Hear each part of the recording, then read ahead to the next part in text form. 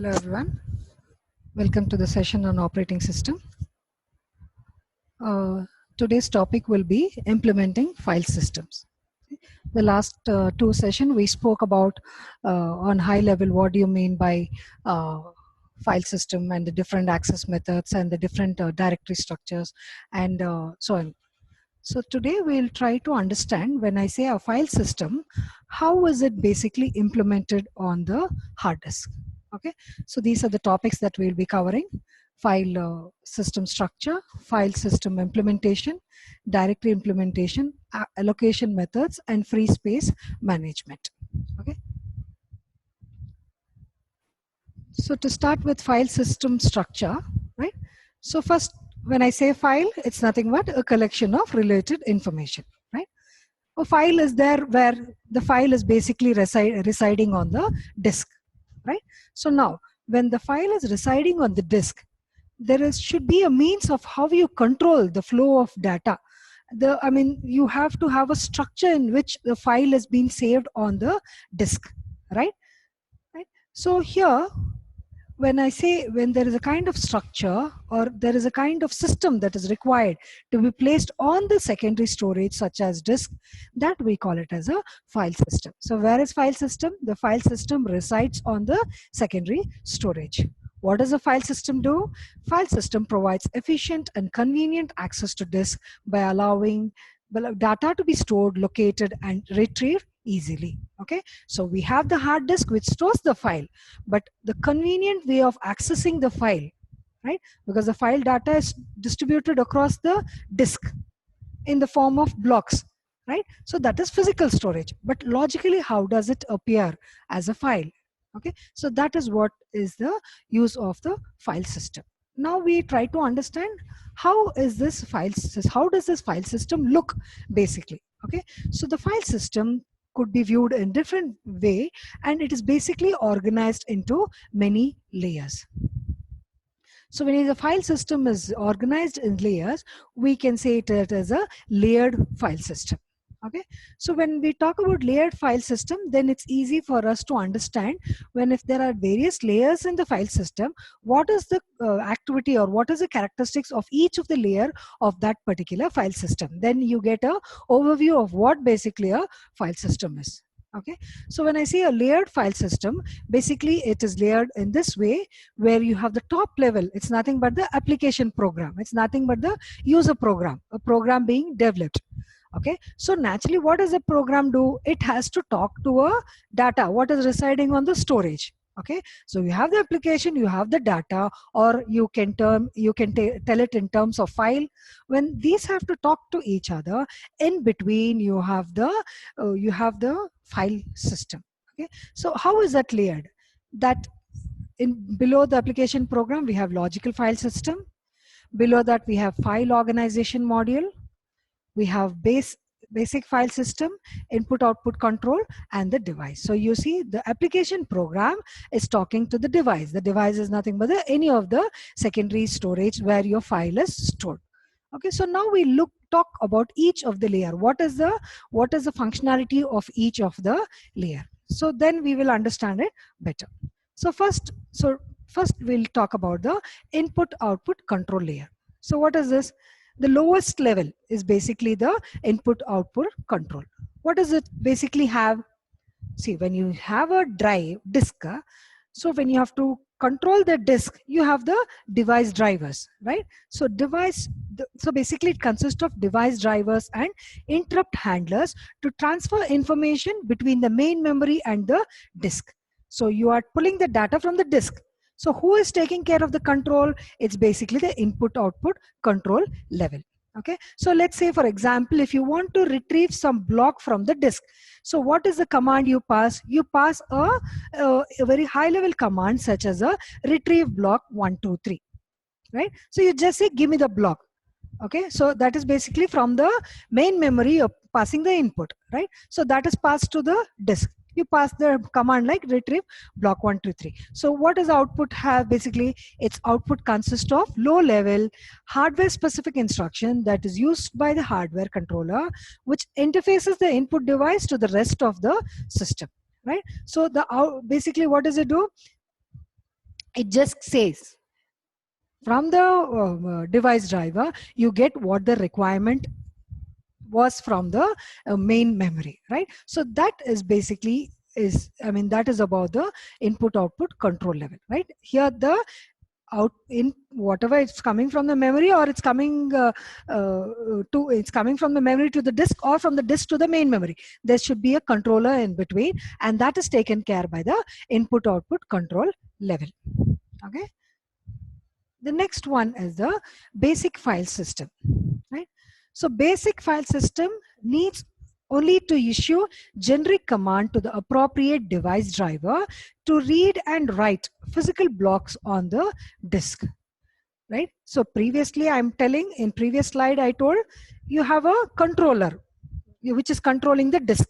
Okay, now after controlling the disk, okay, now when you're saying you're controlling, what kind of activity you're doing? You're either doing a read or a write, right? So that read or a write is basically taken care by the basic file system. So the generic command like read or write, okay, so that is, I mean, when I say read, which block number, that is taken care by the input output control level. Okay, so here what happens, each physical block is identified by its numeric disk address, right? So what basically has, each of the disk or the block on the disk has some number, right? So based on the number, you are either doing a read if you're writing on a particular block number, right?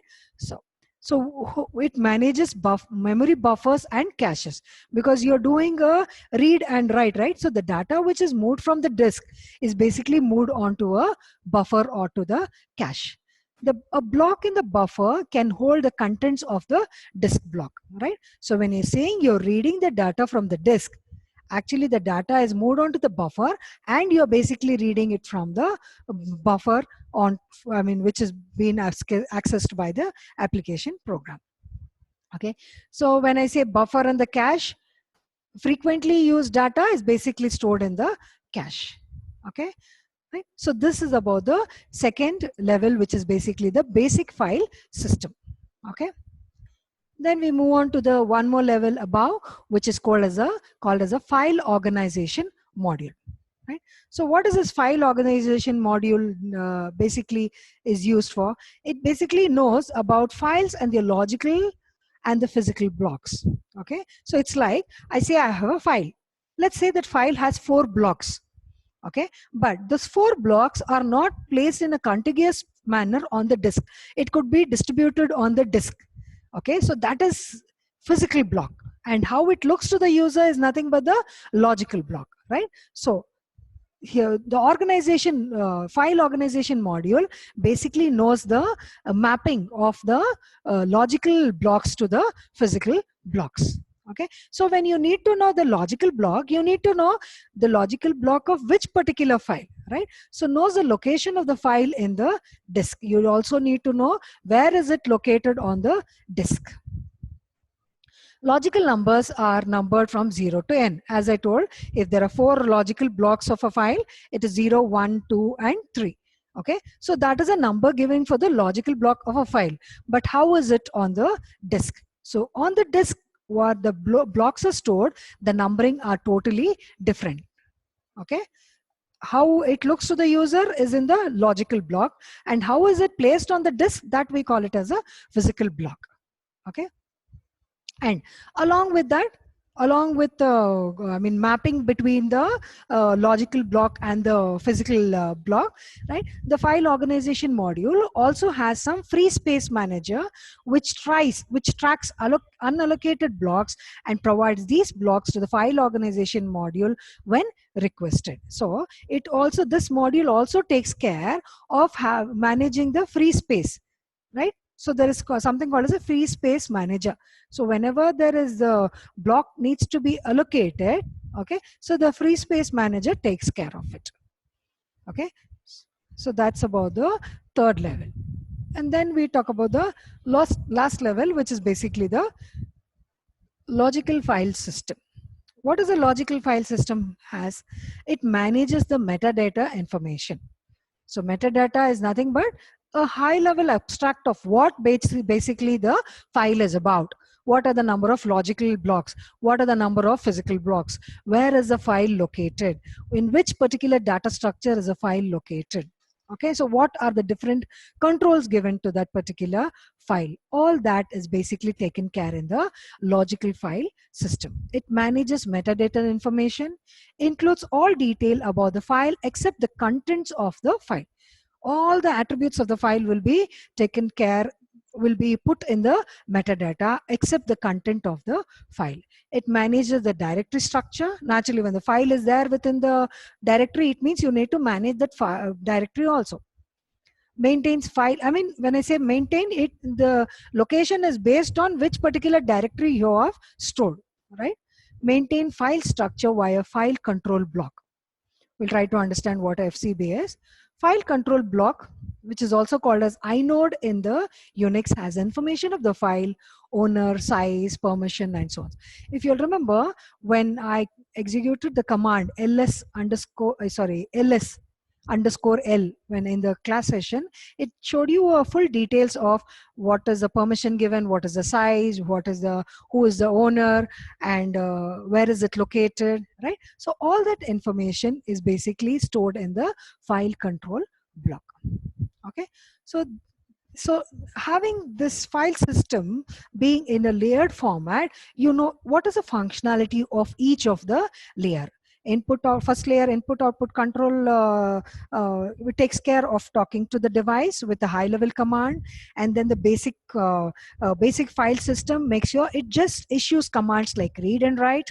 The file organization module, it knows, it talks about how the logical block is mapped to the physical block on the disk, right? It also has a free space manager, and the logical file system just have very high level metadata information of the file, of what is the file about, where is it stored, the size, etc., etc., right? So when you club all these characteristics is what we know about the file system. Okay, so when we talk about this layered structure, file system, there could be n number of advantage and there could be disadvantage. So what are the advantages? Duplication of code is minimized. So when I say duplication of code is minimized, what does it mean, right? So it's nothing but you don't have, I mean, since there are layers which is taking care of the different functionality, the code need not be written for each of the file, right? So all the files is taken care in the same format: read, write, close, and so and so.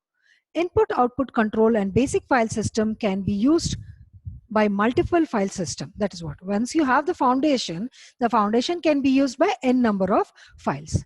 Each file system can then have its own logical file system and file organization module. Since each file system, so when I say in the last session I told one disk can have 4 file system, right? So each file system can have their they can have their own kind of logical file system and file organization module being built up. Okay, then disadvantage, when you have to talk about the disadvantage, can introduce more operating system overhead resulting in decreased performance. So what does it mean? So when you have all this layered structure, naturally you're burdening the operating system, because it's through the operating system that the request has gone to the disk. The file system is in between, right? So it's a kind of overhead to the operating system, because operating system, apart from knowing what the user's request, it also has to know how the file system has been implemented, right? Decision about how many layers to use, what each layer should do, is a challenge, right? You could come up with a new file system saying that just a 2-level layered file system is good enough to do all these activities, right? So how do you have this defined layer of file structure, file system, such that you say this is an efficient layered file system? Okay, so in real world there are n number of file systems used, right? So there's Unix file system, there is FAT, it's nothing but file allocation table, 32, a different version of it. NTFS, Windows, the file system, which is NT file system. Extension 3 and extension 4. These are some of the extension file system. The new ones which are in the market are ZFS, Google has Google FS, Oracle SM, and Fuse. So these are some of the latest file system which are introduced by the different organization, right? So this has its own unique structure, but this is built up according to their company requirement. Okay, so all this while we just spoke about the layered file system. Okay, now we'll talk about file system implementation. Okay, so what do you mean? See, how is it basically implemented? How is that file structure which is there, which is controlling the flow of, which is controlling the, read and write on the files that is being stored, right? How is basically is it implemented? So when I say implementation, we need to talk in terms of data structures. Okay, so when I say data structures in C or so and so, there's some kind of algorithm that is being built on, right? On that algorithm, you have your code being developed to make use of that particular algorithm. So similarly, the file system is implemented based on different data structures. Okay, so some of the data structures are on disk data structure and in memory data structure. Okay, so we'll try to understand how on the disk the file system works and how the file system works on the memory, main memory. Okay, so we divided into such a way. Main memory is also storage, right? Even the disk is a storage. So we divide understanding the file implementation on the disk and the file implementation on the main memory, right? So if you have to understand the file implementation on the disk, we try to understand the on-disk structure, data structure. When we try to understand the file system implementation on the main memory, we try to understand the in-memory structure. So we go about both of them in detail. So when do we make use of on-disk data structure? What basically does it have? What are the different contents on that particular data structure? The on-disk data structure has how to boot an operating system stored there, the total number of disk blocks, number and location of free disk blocks, directory structure, and individual files. So if you'll remember, when we start a system, there is a bootstrap program which triggers the operating system to be moved from the disk to the RAM, right? So how does that booting happen? Okay, so how does that booting happen from the move to make sure that the operating system is moved from the disk to the main memory? Where is it stored? What are the number of disks that are available? How many are free? What are the different, how many individual files are there? All this information is basically captured by the data structure, what we call it as a on-disk data structure. Okay, so what does the in-memory data structure has? It has file system implementation and the caching. Okay, so we go about both of them. So now we'll talk in detail about the on-disk data structures. What are the different kinds of data structure are available on the on-disk data structure? Okay, the first one is a boot control block. Okay, so what are all these? Boot control block, volume control block are nothing but the different data structure. It's nothing but a kind of different module which stores what kind of information, which tells what kind of information it has to take care. Right? So the first one is the boot control block. What does it contain? It contains information needed to boot an operating system. If your bootstrap program has to trigger the operating system, so all those information, where the bootstrap program is there, from where from where the initialization starts, till what part of the OS has to be moved, right? Sometimes the operating system is so huge that you can't move the entire operating system on the memory. There could be a partial movement, right? So all that information is basically there in the boot control block. If the disk has no OS, this block is empty, right? An operating system is very much required, right? If in case you don't have an OS, it means this block is empty because it doesn't have any information about where the OS is, what is the first initial program it has to execute. So this will be empty. So boot control block contains the boot information about the operating system. usually the first block of the volume. When I say volume, when I say the disk holds information, the first volume is nothing but the boot information. In Unix, you call it as a boot block. In NTFS, you call it as partition boot sector. Okay. Then, so this is about a boot control block. Next, we have volume control block. The word itself is explanatory. Volume is nothing but the different, the partition of the disk has some information. So how is the different partition information being, where is the details of that particular volume of disk partition? So contains volume partition details, number of blocks in the partition. Right, so when I say I have a disk, it is divided into sectors. It is divided in, the disk has n number of cylinders, right? And you have n number of sectors. The sectors have n number of blocks, right? So all this information about the block that has been filled, okay, and the blocks which are empty, all this information, volume information, is basically stored in the volume control block. Okay, so these are kind of, you can tell it as a data structure, or you can call it by the word module. These are the different kinds of module that the on-disk data structure holds. In Unix, it is called a tuple block. In NTFS, it is called as a master file table. Master file table is nothing but holding the volume control information. And the next one is the data structure. See, it's just not good enough if you have what are the boot, where the boot information is, what are the volumes. These volumes are basically nothing but a file, right? So you need to know where those files are stored. The files are actually stored within the directory, right? So directory structure, it organizes files, right? In Unix, includes file name and associated inode number. In NTFS, it is stored in the master file table. So where is this the directory structure information stored, right? Each of the directory has n number of files.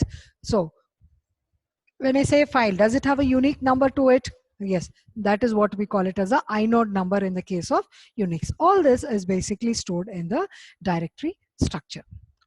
And one more is per file, is just per file control block, FCB. Okay, so if this has information about the directory, FCB has the information about the file.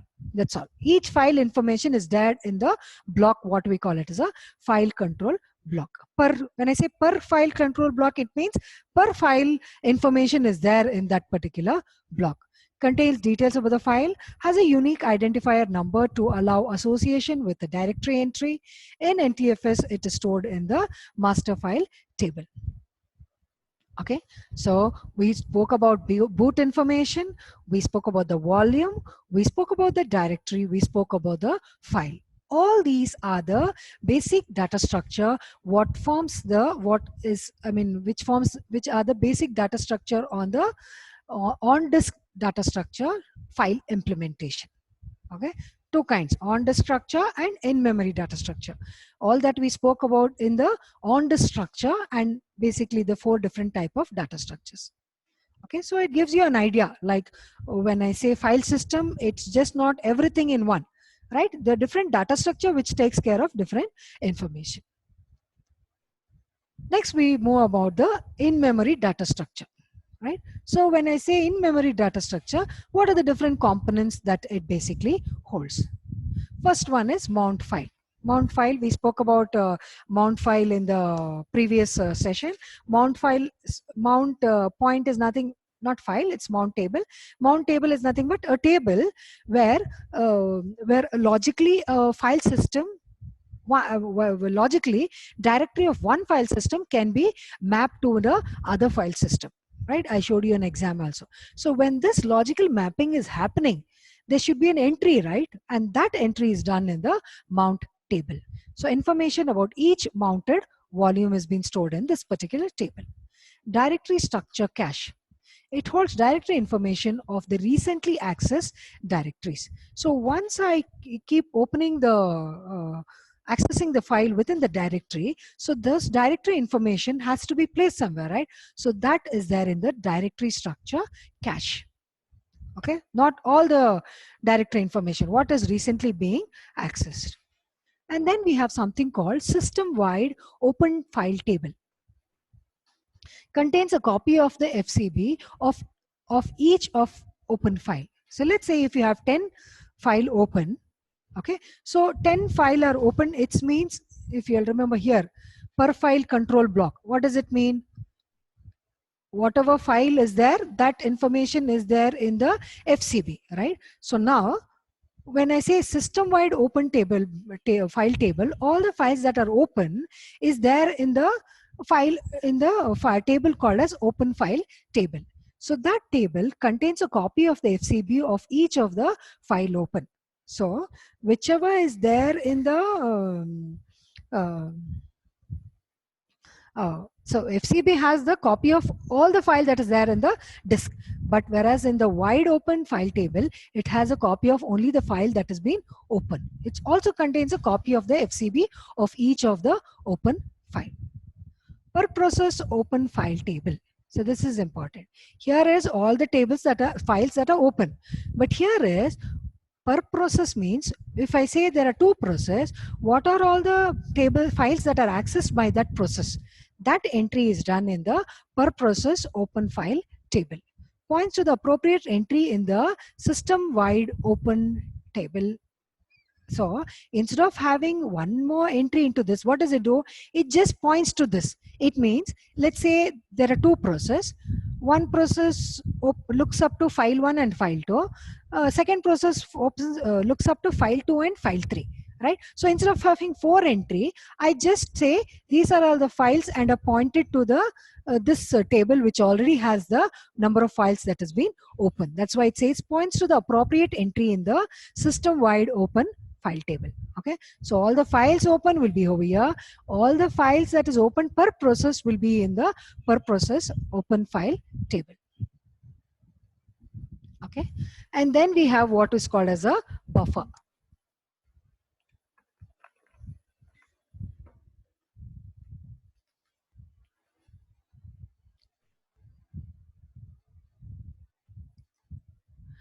To hold file system blocks when they are read from buffer, to hold file system blocks when they are read from disk or written to the disk. So this is something like a cache where when a kind of storage between the disk and the main memory, right? So whichever block is being read from the disk will be there in the buffer, and then it is being read to the application program, right? So there's a buffer in between the main memory and the disk.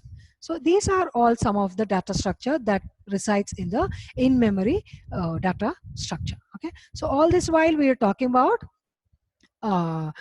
on-disk data structure and in-memory data structure. So now to understand it more elaborately, we'll talk about in-memory structure, and we'll see how the create, when I say creating a new file or opening an existing file and closing a file, when these activities are done, okay, when these activities are done, how does the different modules of the in-memory structures work or look around,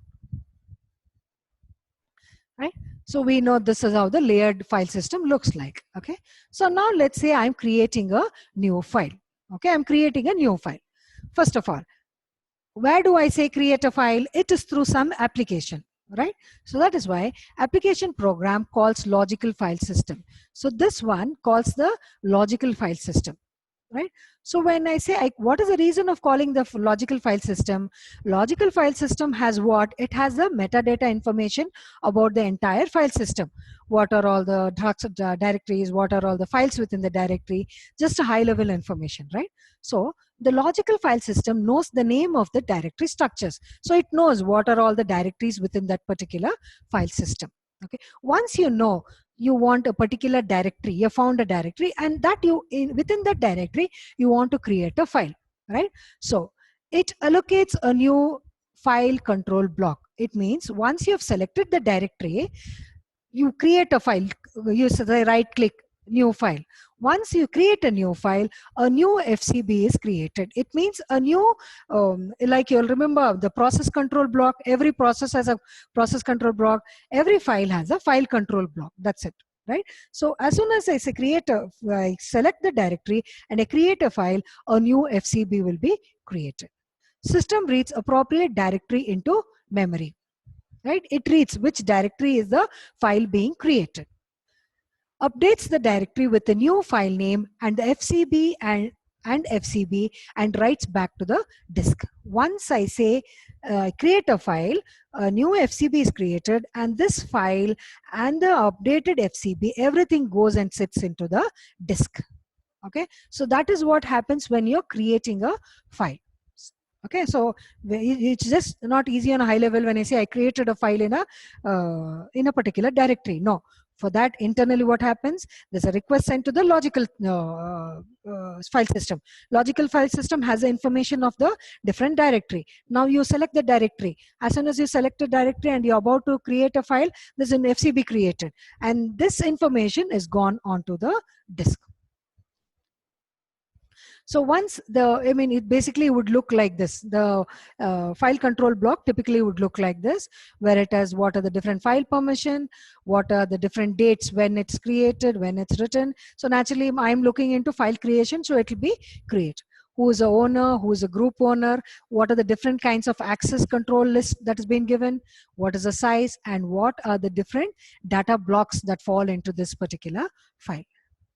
Okay, so when I'm saying I am creating a file, all this would basically goes into the FCB, except the content of the file. Everything high level, the attributes of the file will be stored in the FCB. Okay, so that is about creating a file, right? Now let's say I am opening an existing file. What are all the things that happens in the file system file system, right? So when I say open, naturally open system call is passed, right? Open call passes a file name to the logical file system, right? So again, this previous one, there's a request from the application. I say open, that has gone away. Once I go to the logical file system, what does it do? The call first searches the system wide open file system table to see if the file is already being used. So as soon as you pass the file name saying open, it won't search all the directory where that particular file is. No, it will see if that file which is requested is there in the open wide open file table. We spoke about these different tables, right? It will see if the table is there, then it will give that file. If that particular file is there in this table entry, then it will check which all process are looking up to that particular file. Okay, if it is a file, a per process file open file table, entry is created pointing to the existing system wide open file table entry, right? So if in case you have the once you know that that particular file is open in the open file table, then it will check if it is also there in the per process open file table, which basically is pointing to this table. It will be pointing to the system wide open table, right? So if it is not there, the directory structure is search for the given file name. Okay, so the main agenda over here is, instead of checking all the directories, okay, instead of checking all the directory where this file is, first of all see if it is open, if it's there in the entry of the system wide open table, and it's also there in the per process open file table. Okay, if it's there, then make sure you give that access to that thing, and also make an entry in the make an entry in the per process open table saying that this request for the file is being done for this particular process. Okay, parts of the then what happens? Parts of the directory structure are cached in the memory. Once it is not there in the table, naturally you search in the directory structure. Once you find the directory where that file is, then you basically have it entry is being done. Once the file is found, the FCB is copied into an entry into the system wide open file table open file table. So previously we checked whether it is there in the table. Okay, now we are assuming that the entry was not there. Now we are checking the directory. Now we have found the file. Now you make the entry in the system wide open file table. Okay. Okay, now it is open, right? So make an entry. The FCP entry also keeps track of the number of processes that have the file open, right? Now we open that file, right? Now, if in case there are two processes which are asking for that file, so that is also being kept tracked. Okay, an entry is made in per process open file table. This entry points to the system-wide open file table, right? So these table are kind of master and transition table, right? So if you have it if you have it in the system wide entry per process, entry is made in per process open file table, the pointer is made to the system wide open file table. Okay, so this is about the thing. So now this entry, okay, what else apart from this? Now an entry is made over here, and this entry also has information about where the next read write should be done on the file, access mode in the file, access mode in which the file is open. Apart from that, you have the file open, right? Now after opening the file, you would do some read and write, right? So that where exactly will you do? Where are you going to write? Which portion are you reading? Because you have that read pointer and the write pointer, right? So if in case you're able to write, do you have the appropriate access permission? All that entry is also being taken care. Open points to pointer in the to the entry. Open returns a pointer to the entry in the per process file system table, right? So it returns a pointer. So when I say open, the pointer will return to that per process file system table. All file operations after the open use this pointer. So there's always a pointer. Open always returns a pointer, right? So always there is a pointer, which every file that is open will return a pointer. In Unix, this pointer is called as a file descriptor, or it is called as a file handler, right? Always when I do some read, write or close, there is a pointer that has been taken care of, and that we call it as a file descriptor, or we call it as a file handler. Okay, so that is about the open file. Now let's say we have to close a file. Okay, so what are all the activities that we have to take care? When a process closes a file, the per process open file table entry is removed. It was open, so there was an entry. Now I close it, so that entry in that table has been removed. The count in the system-wide open file table entry is decremented, right? So now there is a system-wide open, so the process which was, sorry, per process open table also, it removes that entry, and that open file table will decrement the number of file that has been open. When the count becomes 0, the updated metadata is copied to the directory structure in the disk. It means what? The file is no more being used, it's closed. So that information, that metadata saying that this particular file is closed, that is also being copied to the disk. Okay. After it is copied to the disk, then the system-wide open file table entry is removed. Okay, so that will be, because here it was just decremented. After decrementing, that entry is itself is removed. Okay, so whatever I explained, now you can see we are doing open. Okay, I'm opening a file which has a file name so and so. So this is the user space. I send the request. Once it goes to the kernel, you go up to the, this is the memory, right? So you go pass it to the memory. In that,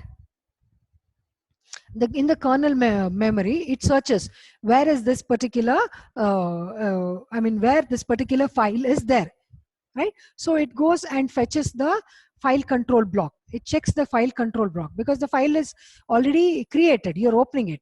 So once that information of that file which is fetched from the file control block is given, then you look up to the file in the directory structure and you pass it on to the user. Okay, so you look up to where? You look up to the file control block to fetch the information about the file. That is all residing where? Secondary storage. Now I'm doing a read. I've opened a file, and now let's say I'm doing a read. Read will be basically having an index which location am I reading. So that index is also passed. Now I'm passing to where? Per process open file. You are sending that index, right? So which process have this particular file open? So that will be, I mean, that information will go to there, that table, and that table will point to system wide uh, uh, open file table, right? So now what happens now? Yeah, then you look up to the data blocks, where which particular data are you looking for, or based on the index, and then you pass on the file, which particular block you are, I mean, where you, in which portion of the file you basically want to read. So that is basically passed on to the read. Okay, so this diagram just shows on a high level, when the information is passed from the user, how it goes through the memory or the kernel memory and then pass it on to the secondary storage. Okay.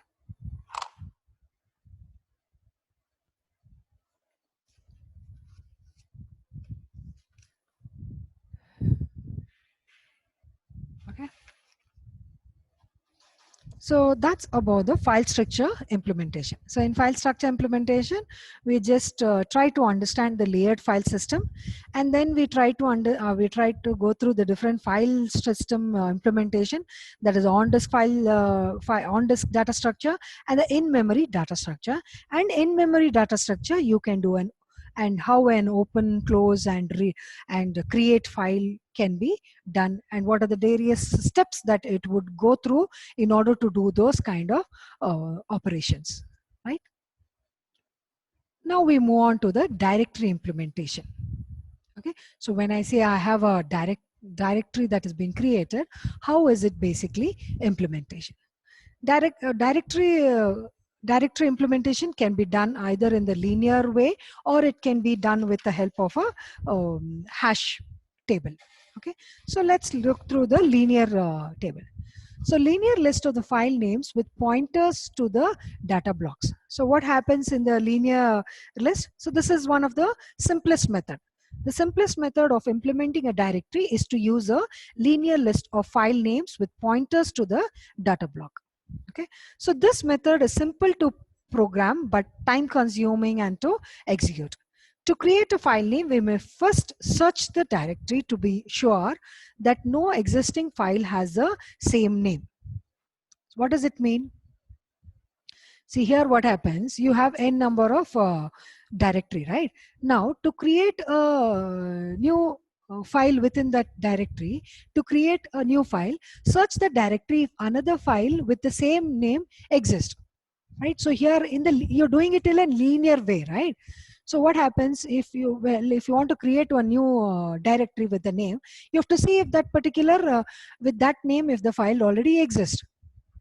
Okay, if no file of the same name exists, then you can create a new directory and at the end of the directory, right? So what does it mean? Linear list of file names with pointers to the data blocks. So here it's nothing but you are creating the directories. Okay, so but when you're creating a directory, it's nothing but a file, right? So only thing you have to look into when you're creating a file, does a similar directory of the same name exist or not? So that searching through itself is time consuming. If no such file, a new entry is added to the end of the directory. So a new directory is added and it is an entry is being made. To delete a file, search the directory for that file and release the space allocated to it. Now you want to delete the file directory, what do? You search through. From the beginning, you search for the directory what you want to delete, and once you found, you delete it, and that particular space is being released. Now, creating is fine. Okay, now you just search for that name and you create it. But when you're deleting the directory, the various things that you have to take care. To reuse this deleted entry, let's say you've created a directory and you've deleted it. Now to that directory that you've deleted, let's say if you want to reuse it, how do you reuse it? Mark an entry as unused by the unsigning it by a special space. So now after you've deleted the directory, give a kind of tagging saying that you want to give a name to it, saying that make the entry as unused. You give a name saying that this is kind of reserved, this space is reserved and can't be used by any other directory. Or what you can do, attach to a list of free directory entries. Now this particular space is free, so you attach it to the directory list. Okay. Or copy the last entry in the directory to the freed location and decrease the length of the directory. So what happens now? What you do, you have a count, right? Directory list is nothing but having a count of all the directories. Now since you've deleted one directory, you decrease the count of the length of the directory. Or maintain the entries as a linked list to reduce the time required for deletion. Or what you can do, you maintain the entries as linked list. You put it in a list so that you need not to reduce the time required for deletion, you need not delete it. You put it in a list. Whenever the linked list is being triggered, it deletes as and when it is required. Okay, so this is just to, these are the different 4 ways of how you can reuse the deleted entry.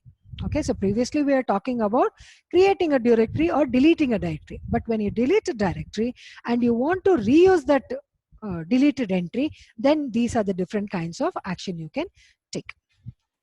What are the disadvantage of linear list? Finding a file requires linear search. So linear means one by one. So naturally it's time consuming. Operating system implement a software cache to store the most recently used information structure. So what is happening? Though you're doing a linear search, this cache will have only the recently used information, right? So if you are searching for a directory which is not there in the cache, then again you have to do first it will check the cache and then again it will do a linear search for the entire directory. So again, this is the disadvantages.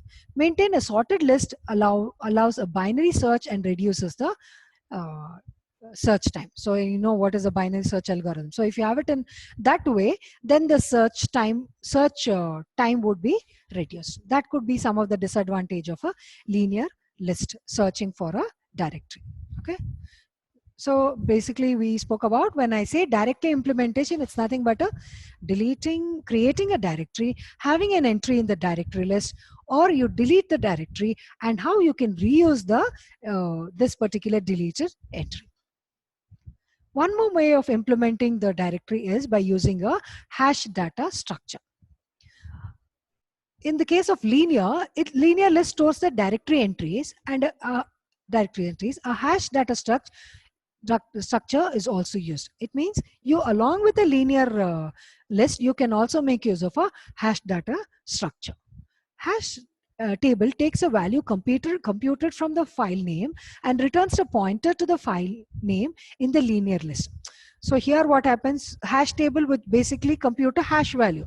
By having a hash value created, that points acts as a pointer to the linear list. That's all. I mean, finding the directory would be easier. That is why we make use of the hash data structure, right? So time consumption for searching a directory would be easier. It would be less. Okay, but what happens if there is a same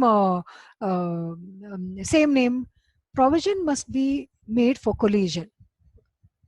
2 file name hash to the same location. Naturally, same file name can't directory with same file name cannot exist. But what if you are having if you'll remember the 2-level directory structure where each user had different own directory, and within that you had the different kinds of files with file names of 2 users could be the same. So in that case, when you have to take care of, when the hash value would result in the same pointer to the file name, then you have to take care. Right? So by having a hash data structure being used with the linear list, the search time of the file would be reduced. Okay. So in today's session, we spoke about the layered file system structure, the layered file system, the file system implementation, and the directory implementation. So in the next session, we'll talk about the free space management and the allocation methods. Thank you.